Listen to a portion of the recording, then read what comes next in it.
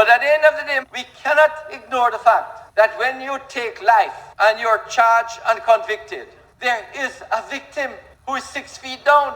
And even though that victim cannot speak, the families, friends, and the society at large are very concerned about what is the justice for those victims. This parliament must reflect and balance what is justice, not only for the offender, but also for the victims who can't speak. And therefore, our parliament must bear in mind that the victims of murder, they don't have a voice, but this parliament must speak for them. Murders will not be tolerated. And not only that, we need to catch them. We need the support of all the well-thinking citizens of this country to get all killers properly brought before justice. Because at the end of the day, the government, the police cannot do it alone. We need the help of our citizens to ensure that all killers are brought to justice.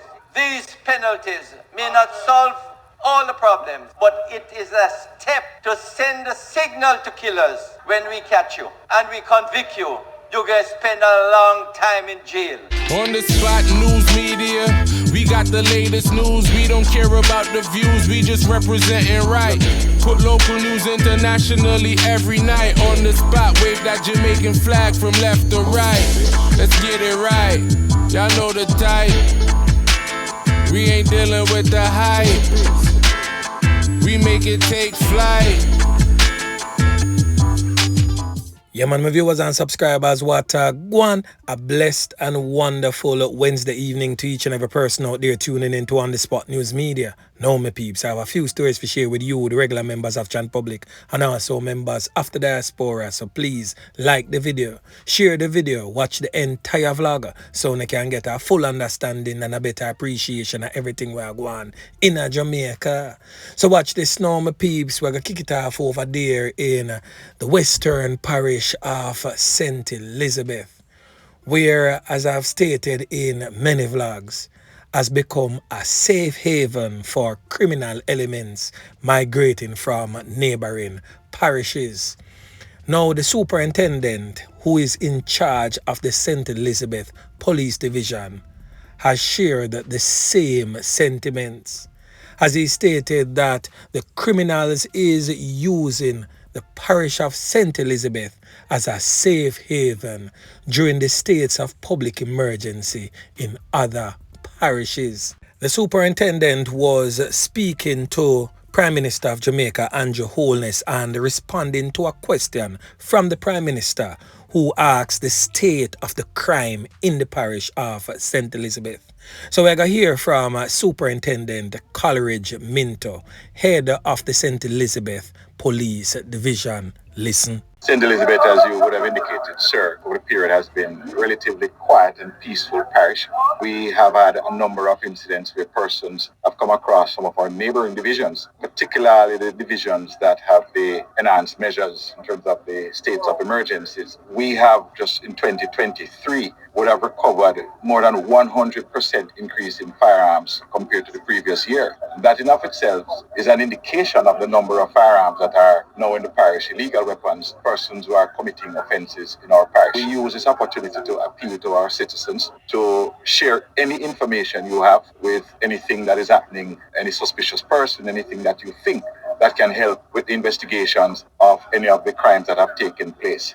Certainly, we do need the information. We're going after the guns, the gangs, and the gunmen. And we're anticipating, sir, that we would continue the recoveries of firearms and ensure that St. Louis remains a peaceful parish. And still in the western side of the island, but this time in the parish of Trelawny, where a woman lost her life yesterday in the hospital whilst undergoing treatment for gunshot wounds received.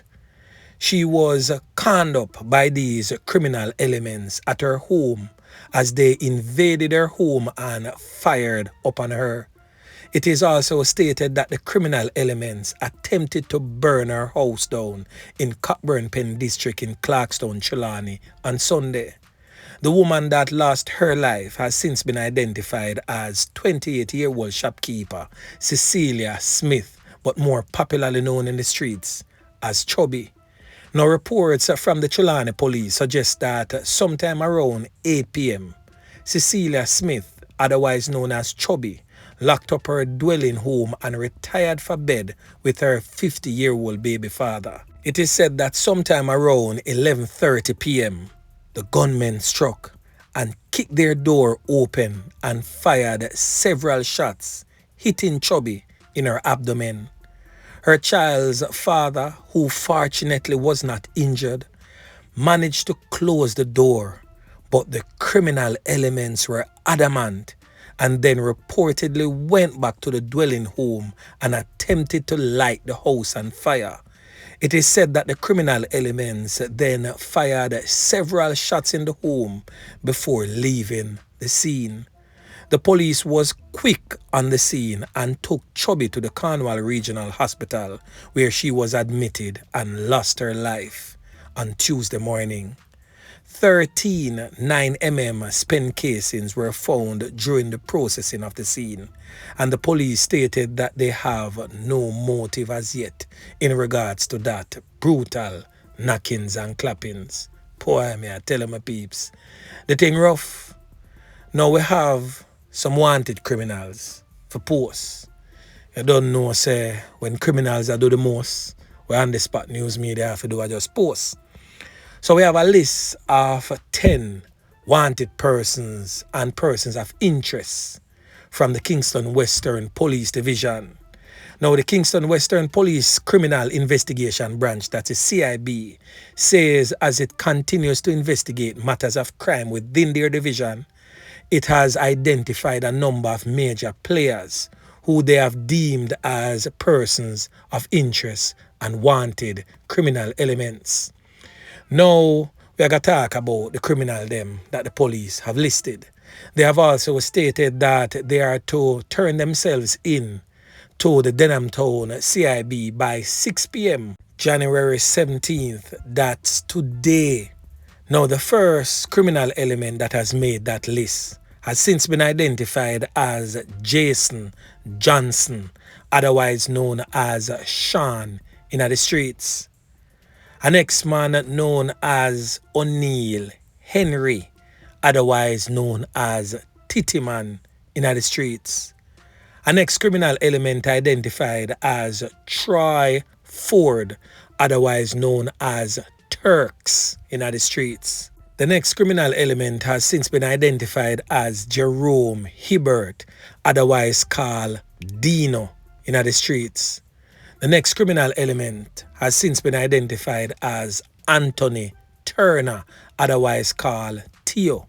The next man has since been identified as Michael Smith, otherwise called Danoy. The next man has since been identified as Danville Palmer. Now, I'm pretty sure this name don't come as a surprise. And this person has been featured on the Spot News Media for quite some time. So most definitely not a stranger to you, the regular members of Chan Public, and also members of the diaspora, most definitely not a stranger to on the Spot News Media, nor a stranger to the police. An ex-man only known by his alias as Dude, and a man known as Snowman of a Drunkertown address, and an ex-man known as Nutsy, also of Drunkertown. Now, the Denham Town Police is asking the assistance of the general public to locate these individuals and asking that if anyone having any information as to their whereabouts, to contact the Denham Town CIB at 876-948-6443 or call Crime Stop at 311 or the NIB hotline at 811. Yeah, man. Now we have some more criminal elements who has been listed as wanted. Now, this criminal element here presently on your screen has since been identified as Ricardo Richie Palmer. Yeah, man, this criminal element here is most definitely wanted for your knockings and clappings that has resulted in the loss of life of some people. He frequents Hendon in Norwood, St. James, and also frequents Freedom Street, Montpelier, Well Lane, and also Sandy Bay in Hanover. So this criminal element here is most definitely wanted by the police. Now the next criminal element presently on your screen has since been identified as Leon Reckard, also known as Brown Dog in the streets. Most definitely a dog in the truest sense, because he's a dirty kind of boy who go around and hold dog and take what was not given to him by free will. So him is a known rapist in the streets. Yeah, man. Now he frequents the community of Green Island. He also frequents Lucy, Hanover, and Negril in Westmoreland. So this criminal element here most definitely needs to be taken off the streets ASAP. Now this next criminal element here presently on your screen identified as Stefan Blake, but more popularly known in the streets as Braff. Yeah, man. Them say when time him braff, him laugh. But I'm pretty sure when the eyes of Officer Yeman Pick meet with yours, I want to see a braff and laugh. Now this criminal element here is wanted for a wounding with intent. He frequents the Brissett district, the Heights Brissett district, and also Lucy in Hanover. He also frequents the Macquarie Drive community and Hopewell in Hanover. This criminal element is most definitely wanted. And you are also reminded that harboring a known fugitive in your residence, you too is also liable for prosecution. And remember, say them all dirty kind of boy have rival enemies, and if them come knock it and clap it pan them, chances are, just chances are, you are going to get murder along with them. So again, a word to the wise. Yeah, man. Now we're going to give you an update on that 14-year-old there, known as Rasheem Wilson, presently on your screen, who was conned up by officers. Yeah, man, may I tell you. And a firearm taken from his person. A 9mm pistol, the police stated, and also 14 rounds of ammunition loaded and fitted in that firearm. Yeah, man. So watch this now. The grandmother presently on your screen, Michelle Dawkins, is saying that Rasheem Wilson was never a criminal element. She is refuting the claims of the security forces that her grandson was a wrongdoer. Now, on the Spot News Media covered this story extensively, giving you a full update and also the background of this teenager and how the negative influences of his own family members could have led to his demise. Now, the grandmother is stating that the firearm seen in his hand is a prop gun from a music video that was shot in the area, and he was a part of that music video. Now, why would you allow your 14-year-old child to be a part of a music video depicting a certain lifestyle? The fact that Rasheem Wilson had that assault rifle in his hand, as she say it's a prop gun, that music video had to be showing some sort of violence or promoting criminal acts or acts of violence in that video for such an assault rifle to be in a music video that he was a part of. Why would you allow your grandson to be a part of such a music video? Tell me that. And also, grandmother, can you explain the 9mm pistol that the police found on the scene, loaded with a magazine, fitted with 14 live 9mm rounds? Explain that for us. Now again, grandmother, after you did that interview with the Star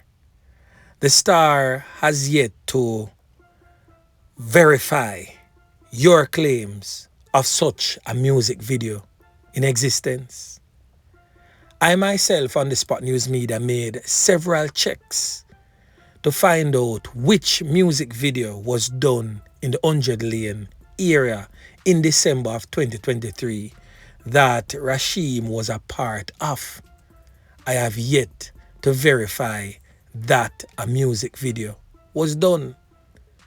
And why didn't you give the star the music video so they can verify it and show John public that the firearm that he was posing with, that he also made a video of proclaiming his love to a girl and letting her know that anybody do her nothing, him a go rise him rifle. I wonder if he was making mention of the said prop gun that you were making mention of, or he was making mention of one of the many real guns that his family members have over there down in the Akiwak community. Now these are the questions that you should have answered. And if you're listening to the voice of On The Spot News Media, contact me at On The Spot News Media 876 on Instagram or On The Spot News Media at gmail.com. I would personally want to have a reasoning with you. Yeah, man. So anyway, my peeps, remember to like, share, subscribe to the channel. Stay tuned to On The Spot News Media as I continue to bring you fresh news and updates in subsequent newscast. On The Spot News Media. Yeah, man.